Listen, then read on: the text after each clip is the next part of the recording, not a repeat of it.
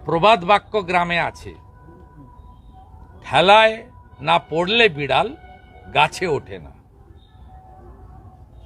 কঠিন এবং কঠোর বার্তাতে বাধ্য হয়েছে, কিন্তু আমরা এটাকে ওয়েলকাম করছি।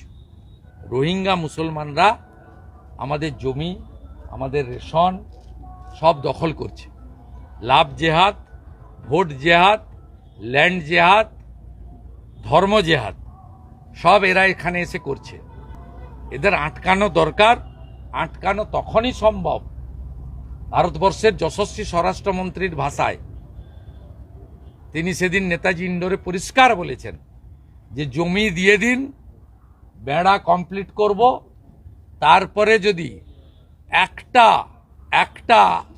সামান্য, মানুষ তো দূরের কথা, একটা সামান্য পিপিলিকাও এখানে প্রবেশ করে, তার দায়িত্ব বিএসএফ নেবে।